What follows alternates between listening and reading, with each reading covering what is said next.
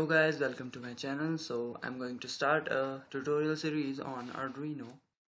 This series will have 10 videos, and in each of the video we will be learning about how to interface a sensor to Arduino, and at the end of the series in the 10th video we will create a simple project using Arduino. Of course, the first tutorial will have the basic introduction to Arduino.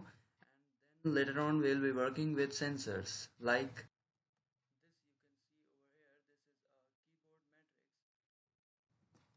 this is also called a hex keypad because it is having 16 buttons in it.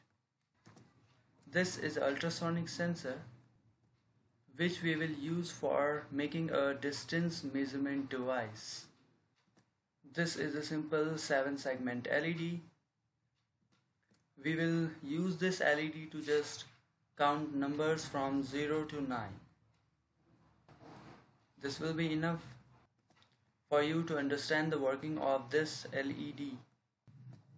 This is the common cathode type of LED. It also comes in a common anode package also. And this is a 16x2 LCD screen.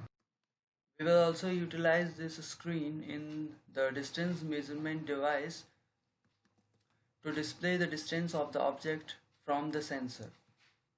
And this over here is a IR sensor. This is a simple piezoelectric buzzer.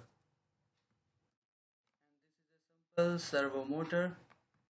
More accurately, this is a SG90 servo motor which has plastic gears in it. And we will also try to interface this big speaker here. Last video of this tutorial we will be making this project, which is a simple smart car parking system, and this is the main controller which makes it all possible to do. Thank you for watching the video. I hope you will join the tutorial, because at the end of the tutorial you will be able to make your own projects using Arduino. Subscribe to my channel if you haven't already. See you in the introduction video.